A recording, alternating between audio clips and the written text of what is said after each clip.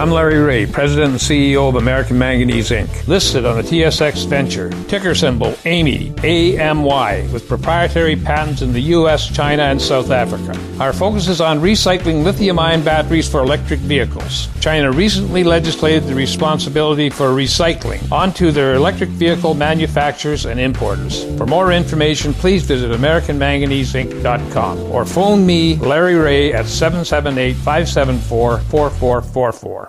GEM International is a new diamond explorer in the richest diamond-producing country in Africa, located next to the fourth largest producing diamond mine in the world. International Spotlight is on an 1109-carat diamond recently discovered in Africa by a fellow Canadian junior with a proven operator and finance team. GEM International trades on the TSX Venture Exchange, symbol GI. Visit us at gemdiamondmining.com.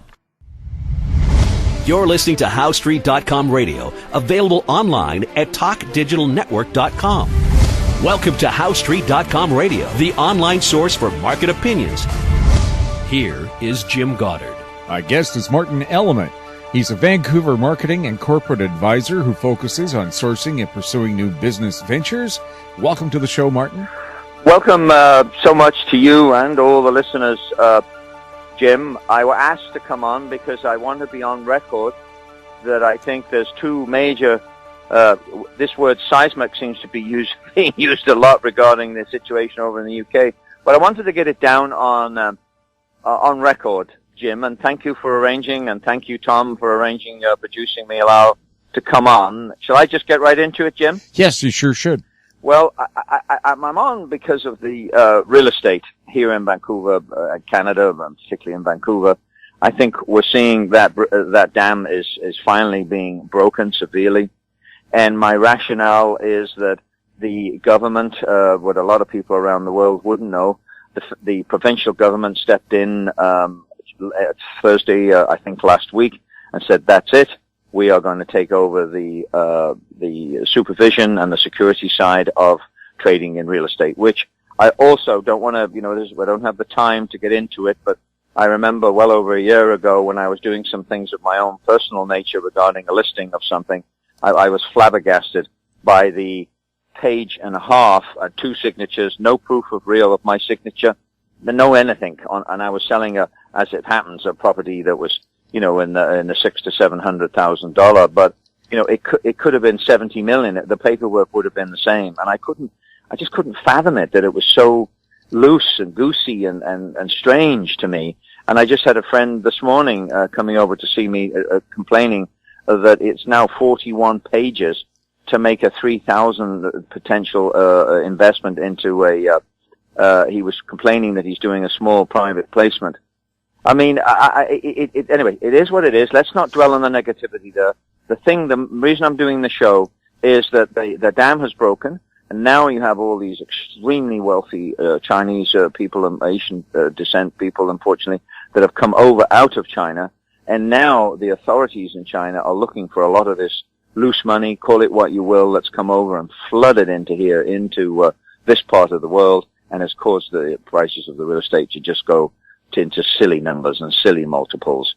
And what's happened is, why I'm so anxious to get on, is that we're beginning to see now scenarios like wealthy people from over there taking out bank loans. They're allowed to take very significant bank loans into the sort of 10 million range, come over here, buy all kinds of real estate, and now they've fled town, and now the authorities or the bank is looking for its money. And as far as I can see is, the authorities here would appear, and nothing's etched here because it's all moving so fast, that the authorities and the powers that be here are allowing or beginning to allow these people to pursue these monies that they think has been strangely taken out or under different circumstances. And that is where the house of cards can come down very, very quickly, because the people that have been doing all the movings of all these monies, all of a sudden the spotlight goes on them. That's exactly what they don't want. And now they have to collapse those houses as fast as they can and move that hot money, call it what you will, into something else, into somewhere else where they can't be tracked, or they want to not all of them, mind you, and this is where you should never generalize in life. It'll cost you in the end. But I'm talking about a huge percentage of this money is suspect. And so you've got the beginning of the end, I believe, of the bubble being burst. And I just read of some chap, a Canadian, who's coming out of retirement. He was a hedge fund manager, and he left the business in 2008. And now he said it's just too compelling not to come out of retirement. He only looks like he's in his early 50s. But he said, I can see a scenario here that I just cannot help myself to come back in. So yes, there'll still be some sales, listeners, but I think that we are beginning to see a very big shift. And of course, just to add to that statement, once again, money's moving into different things. Obviously, gold comes to mind, which brings me into the next subject of why I wanted to come on. You have absolute turmoil going on in the United Kingdom at the moment, particularly with this of leaving of the EU. And, I don't want to get political, but it's being compared to Marcus Brutus, who arranged for Julius Caesar to be killed. And what's happened is Michael Gove, who backed Boris Johnson, and please, I can hear it up. Oh, come on, it's an old story already, Martyn, but it's just, it's breathtaking what's going on. So here was Boris within hours of announcing his, to be running, and he was the favorite to be prime minister of one of the most powerful nations on earth. And 2 hours to go, he realized, he looked around, and all of his people that were backing him had suddenly faded away because the chap that put him up to running for the Leave campaign put the knife, stitched him up, as they say in England, or put the knife between his shoulder blades and threw him to the dogs.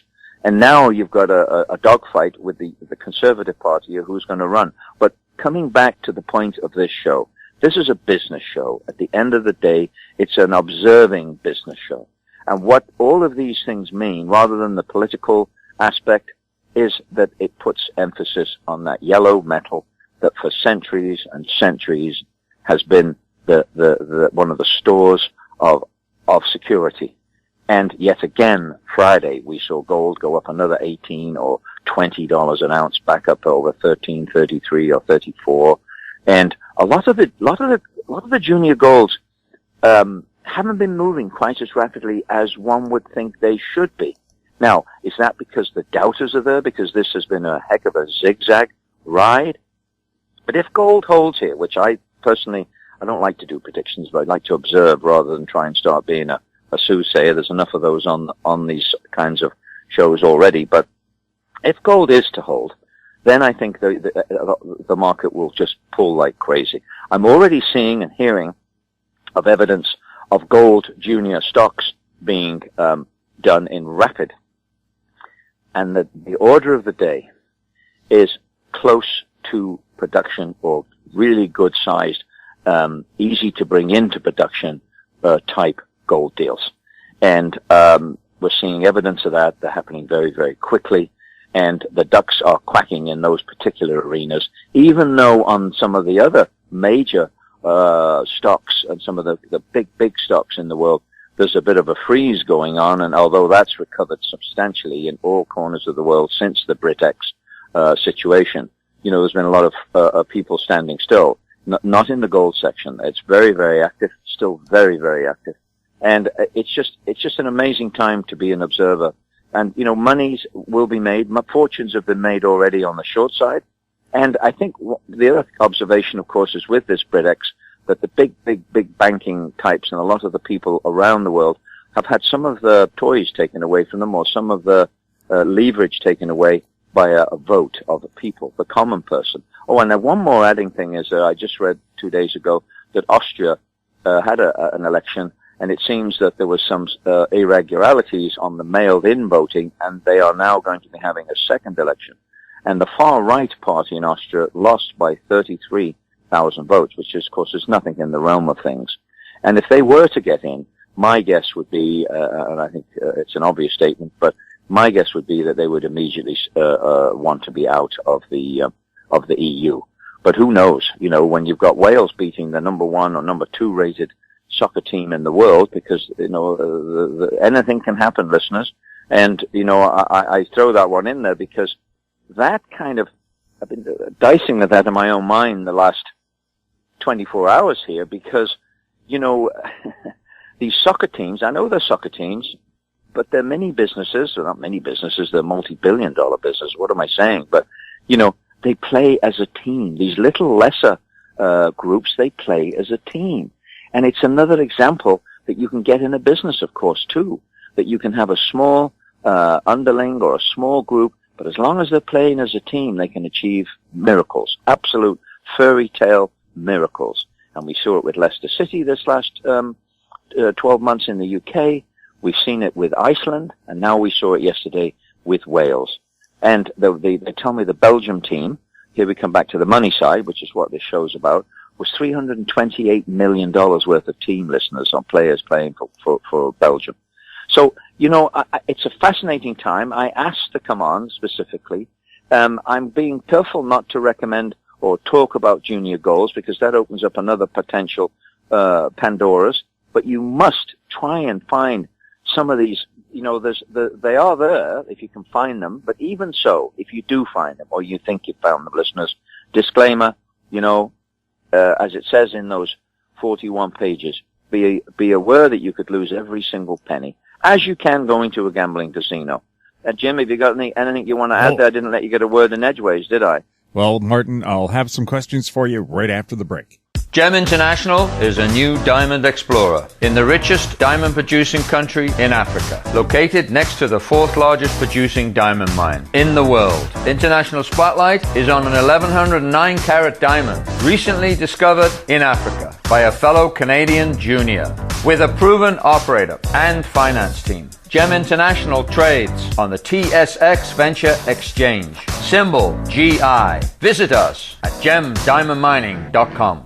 I'm Larry Ray, President and CEO of American Manganese Inc., listed on the TSX Venture, ticker symbol AMY, A-M-Y, with proprietary patents in the U.S., China, and South Africa. Our focus is on recycling lithium-ion batteries for electric vehicles. China recently legislated the responsibility for recycling onto their electric vehicle manufacturers and importers. For more information, please visit AmericanManganeseInc.com or phone me, Larry Ray, at 778-574-4444. Welcome back. We're speaking with Martyn Element. Martyn, the BC government now has brought in stiffer regulations. Is this a case of doing things that should have been done years ago? Boy. You like to get me in trouble, don't you, Jim? I'm not going there with that. But common sense prevails. They're a government. As much as I was sitting thinking about that very question yesterday, do you remember nothing to do with money, but people's lives? Do you remember that I kept scratching the back of my head that why they weren't putting in much, much, much, much more severe rules and laws and regulations on the using of your phone in the car. And it took, in my mind, a year longer than it should. And one of the reasons is that you've got to try and I'm talking to myself here, we've got to try and realize that the government, it's scared of doing knee-jerk reactions. And things that seem so obvious to us as the populace. Oh, well, why wouldn't they put a law in, now that the two people have died in the last 2 weeks on the phone, one was a mother with 3 kids, using her phone, why wouldn't they change the laws right now? Well, maybe they should, but it's a case of, I think, it takes time for these people to react. It does take time, Jim. Also, dare I say it, there was unbelievable monies getting made coming up, this money flowing in. There was unbelievable monies being made on the transactions. So, yes, perhaps they are a little slow, but they are a government, and governments just can't react. Look how long it takes for the American government to elect a president. Was it a 2-year affair or something silly? That's an extreme example.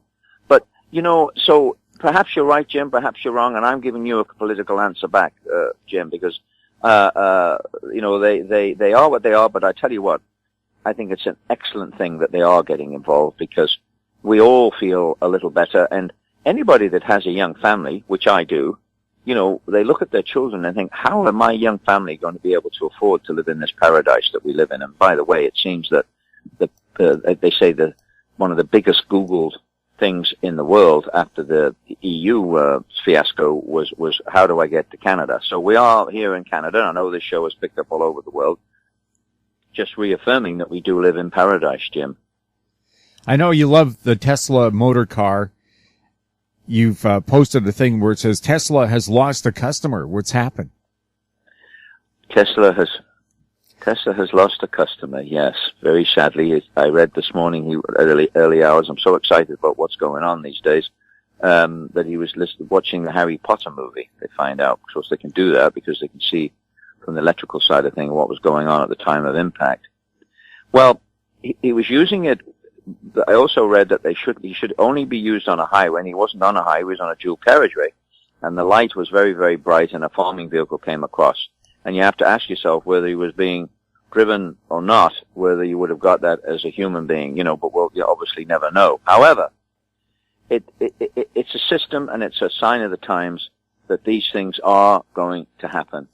But, it also is a reminder, as much as I love the futuristic, I love always have, virtual reality and how it's going to affect things like watching, soccer games. You're going to just roll it out on your front room carpet and watch a whole soccer team being played in the most amazing of circumstances. However, realistically, we are still at least 5 years away probably from having cars that, people can feel a lot more safer in and doing those sorts of things, watching movies and all kinds of things. But it'll be probably, dare I say it, dare I stick my neck out, it'll be 10 years before it's the norm and taken for granted that these things work 1,000%. And by the way, in that 10 years, if it is that long, that car will be better than any human being. And by that statement, I mean, it'll have all kinds of sensors and cameras all over it, better than any human would ever have. So the car, I think, well, I'm pretty sure, will be safer than a car being driven by a human. And, it takes time. And remember, in these big mining, huge, difficult for the average person to comprehend just how big these trucks are. You can see one on the way up to Squamish, by the way, at Britannia Beach, but that's probably small compared to what they've got right now. Already in the world, a lot of those huge, massive trucks and those big mines, they've got no drivers in them. They've got a man sitting in an office with a big truck running around, all done automatically by a robot. And, trains in our own town here, and trains all over the world. There's nobody driving the train, of course. And aeroplanes have been using the driverless system. There's a pilot there, of course. But, that's decades ahead of what we're trying to do with the car. So very, very sad. But it's going to happen. And I think it just reminds us, as much as, I love to think in the future, it just reminds us that we're still a ways away yet. And, I think, a 4-year-old now, 10 years time is 14. By the time he gets up to driving age, 16, I think we'll be well down the road to being cars that will be 100%, driverless, if you want them to be, and there'll be, not a huge percentage chance it won't be using that awful black sticky stuff called oil. It'll be electric. So, that brings you into the lithium, situation as well, which I still think is as strong as an ox, as I did and have said many times before. It'll have its ups and downs, but there is no real substitute, even though you hear the scaremongers saying, there's other things coming down. Well, then you talk to other, majority said there isn't. There's nothing else that can replace that. So that's another story for another day, Jim, and thank you for letting me come on such short notice. But I wanted to remember this date, that this is where real estate is turning, and I think it'll be very interesting to see what happens in the next, the next 12 months. I think this thing will happen really, really quick. And the first sign will be that we read the headline, well, there was a house, and all of a sudden they're not going for these stupid premiums. There might be a few more big transactions that go through, but I think we're very, very close to seeing some. And I'm predicting, am I allowed to predict, Jim? I'm predicting as much as a third. Could be as much as 30% on these situations, which is unheard of in real estate, but no more unheard of how much they've gone up, of course, too. I think they've gone up a third in average in British Columbia anyway in the last 12 months. So if they did come off a third, maybe it wouldn't be such a big percentage. But yeah, it's going to be an interesting time and a lovely long weekend. It's Canada Day here, listeners, in the world. So we've already had yesterday off, and I'm looking to the Iceland. I'm a bit of not a soccer nut. Iceland versus France, the host nation against a nation of 333,000 100,000 people, and their coach is a part-time dentist for Iceland. So, you know, the world is beginning to go mad, and don't be surprised at anything. Yeah, Iceland reminds me of that old movie, The Mouse That Roared, that dared take on the U.S. in a war. And they won.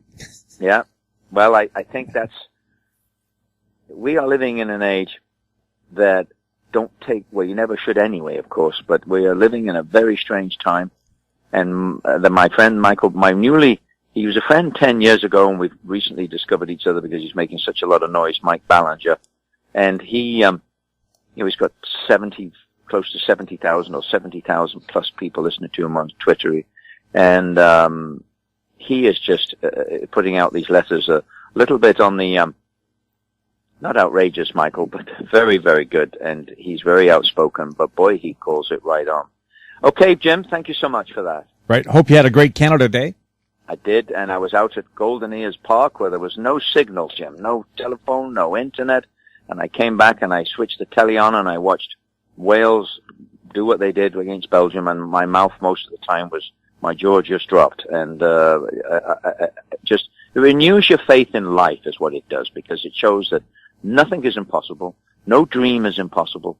And I saw the coach being interviewed afterwards, and those were his words: we can all afford to dream, because they are the epitome of that statement. And as Britain sails on, as the other favorite statement that's come out of the EU, that Britain is better off on a lifeboat than it is on the Titanic. Well, right now, that lifeboat is in very, very choppy waters, but we only see what happens. Listen to it in about 2 weeks' time. Look forward to speaking to you again, Jim. Thanks, Martyn. I love you. Thank you, listeners, and a happy long weekend to you all. My guest has been Martyn Element, a Vancouver marketing and corporate advisor who focuses on sourcing and pursuing new business ventures and opportunities. You're listening to HowStreet.com Radio. Find us on Twitter at TalkDigitalNet. Our YouTube channel is Talk Digital Network. You can forward questions for the show to info@HowStreet.com. I'm Jim Goddard. Thanks for listening. Comments made on HowStreet.com Radio are an expression of opinion only and should not be construed in any matter whatsoever as recommendations to buy or sell any financial instrument at any time. Available online at TalkDigitalNetwork.com. HowStreet.com Radio is a production of HowStreet Media Incorporated.